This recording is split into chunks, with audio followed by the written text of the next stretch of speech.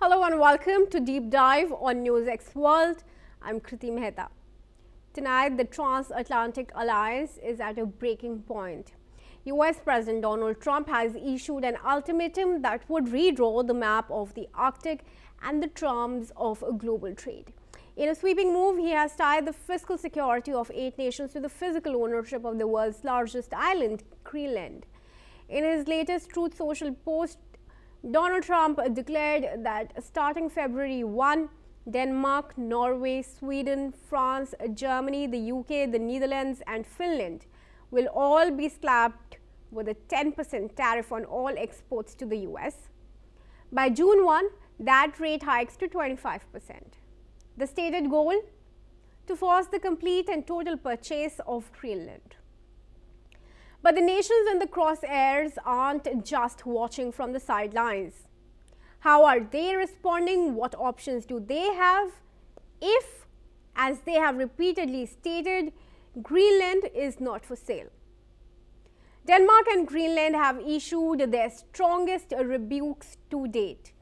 Danish Prime Minister Mette Frederiksen has called this a fundamental disagreement, stating that the ambition to take over Greenland is unacceptable, and the numbers back her up. Recent polls show 85% of Greenlanders oppose joining the United States. Only 6% would support leaving Denmark for Washington. On the ground, the response is military. In a symbolic rejection of US pressure, nations like Germany, France and the UK have joined Operation Arctic Endurance. This has seen the deployment of small but significant teams of officers to Greenland to reassert Danish sovereignty. Danish Major General Søren Andersen has reminded the world that under Danish law, their soldiers are obligated to fight back if attacked, even by an ally. So what are the economic weapons in Europe's arsenal?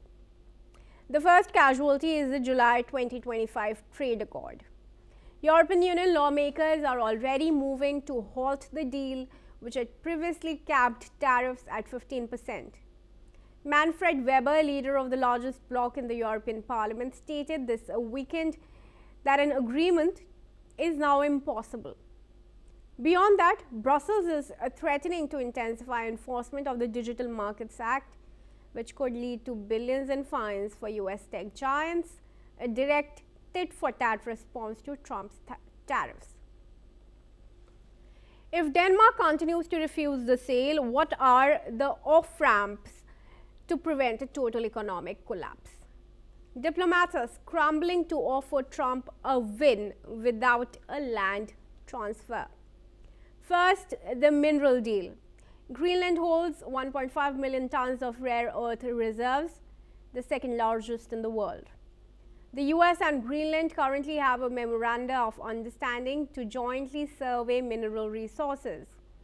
As of 2025, US-based Critical Metals Corp has renewed a deal to supply up to 10,000 metric tons annually of rare earth concentrate from the Tanbreez project mines.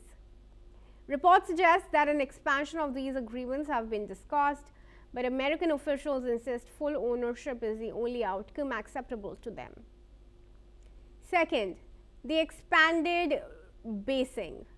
The US already operates a Pituffik space base with 200 troops through a defense agreement reached with Denmark all the way back in 1951. The high-level working group that met on January 14 reportedly discussed expanding American access through this agreement as opposed to outright ownership. Third, the compact model. Insiders suggest a compact of free association similar to deals with Palau or Micronesia has also been discussed. This would give the US security control in exchange for massive economic subsidies without an outright purchase. However, the ramifications of the tariffs themselves may be the hardest part to negotiate. For US consumers, the cost of standing firm is measured in billions. According to the Tax Foundation, the average US household could see an additional $1,500 in costs in 2026 as the weighted average tariff rate hits 11.2%, the world's highest since World War II.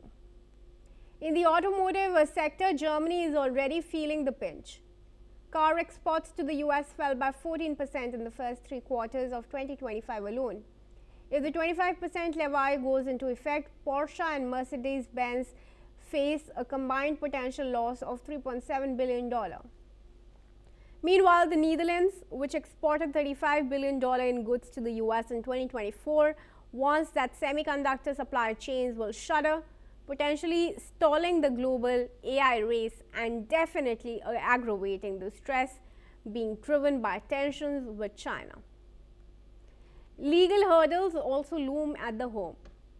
The US Supreme Court is currently weighing the legality of the International Economic Emergency Powers Act, or the IEEPA. The administration has used this to bypass congressional oversight, but JP Morgan analysts warn that a ruling against the government could annul $180 billion in analyzed tariff revenue, stripping the funding for Trump's Golden Dome defense shield.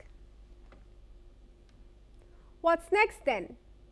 Trump calls it the Golden Dome defense. Europe calls it economic coercion. If Denmark relents, Trump secures a geopolitical prize 150 years in the making. If not, the transatlantic alliance may face a rift that no deal maker can repair. As the February 1 deadline ticks closer, the world is watching to see if the Arctic Cold War turns into a global trade freeze. I now invite Freddie Swain, who is former Danish ambassador to India from Copenhagen, to join me in this discussion. Thanks very much, Ambassador, for joining me here at NewsX Over's Deep Dive. We appreciate you taking time out to speak to us. Thank you very much. Ambassador, let's start with the first question. You've recently called the idea of one NATO ally seeking to acquire the territory of another as unprecedented in modern history. In your opinion, does this latest overture by Trump mark a permanent shift in the DNA of the transatlantic alliance? Yes, of course, as I said earlier on, it's unprecedented, and with the new layer of tensions being built up from US side, of course, the threat towards the alliance is the biggest ever. However, we also have to look into the fact that on the European side, everybody is rallying behind the very strong and firm position of the Kingdom of Denmark. So this is no longer just a bilateral issue, if you like. It's really Europe against US. So it can spin out of control, obviously, but still, I think we can manage to find a solution one way or another.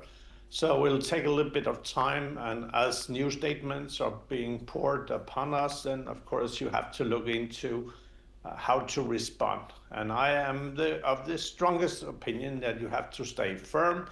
If you do not really follow a firm line, then you have almost lost your independence. But we are far from that, but there are very, very unpleasant signs that things are getting out of control. But Europe has to stay firm and rallying behind this position that we cannot give up, will never give up territory that belongs to the Kingdom of Denmark. Obviously not.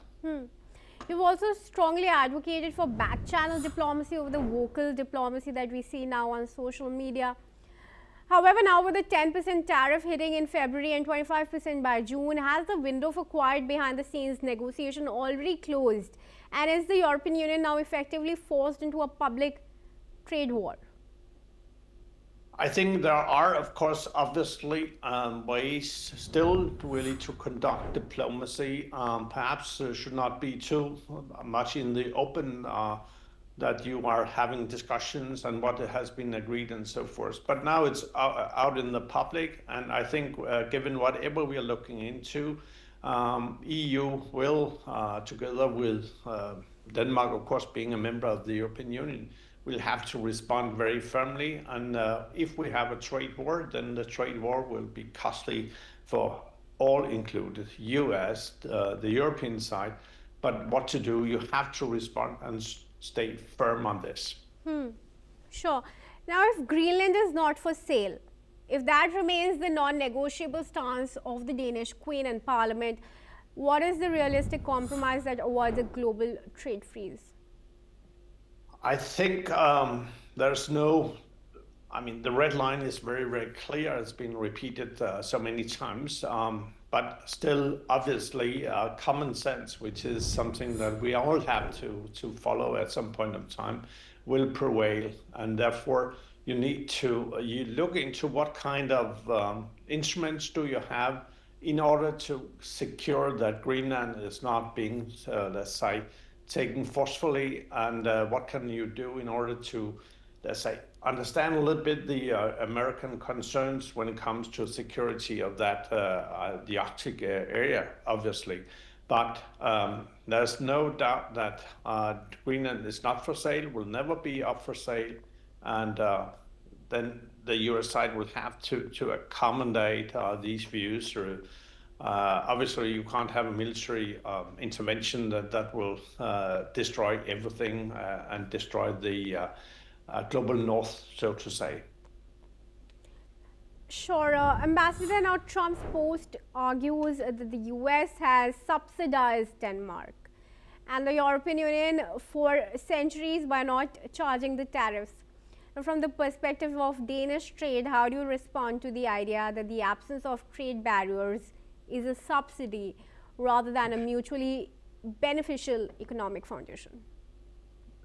I don't think there's a new kind of aspect to it. This has been a constant argument from the US side and that's why they decide to impose tariffs almost across the world. So I see it more like a instrument for negotiations. We don't like what you have been doing, so therefore we like to punish you one way or another, and then you have to respond to that. But given whatever has been said the last days and the last hours, of course, you have to respond to that. And EU is, of course, also capable of responding to it. The argument that you have or more or less robbed the American taxpayers, I think if you talk about NATO, the NATO countries have agreed really to increase their spending on defense. Denmark and others have also said we are going to invest even more in the security of the Arctic.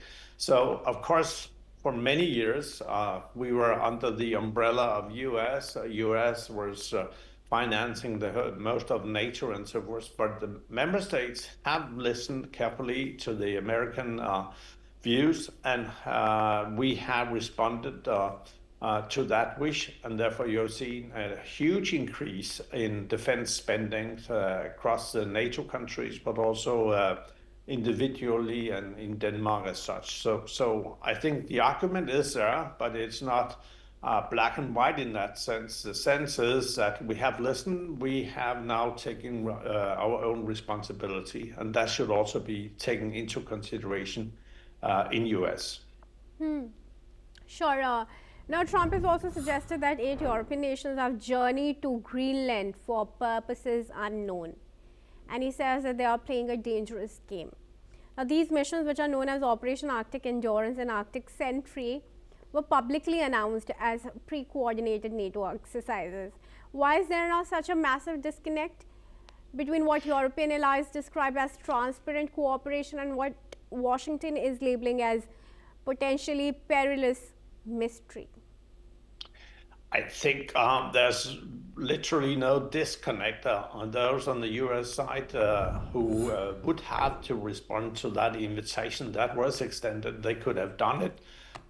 So it's not a mystery. It's perhaps more a mystery why US is reacting in the way they are doing. And perhaps the right person to ask would be the US side or the US president.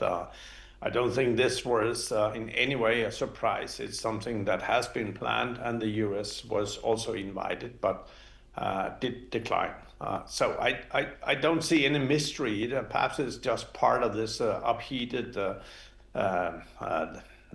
level of arguments, trying really to change the whole game. And this is a game where you're playing all your cards, but we are just as clever and smart as on the other side. So hopefully we will all realize on both sides that common sense has to prevail, and diplomacy still is an option, but diplomacy cannot be played around in the public. It has to be done back channel, and then you'll have the opportunity to make pros and cons and weigh out what kind of solution that could be beneficial to each and every party involved in this very, very strange situation.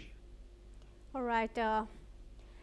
Ambassador Swain, thanks then very much for speaking to us here at Deep Dive on NewsX World. Thank you. Dhanyavad.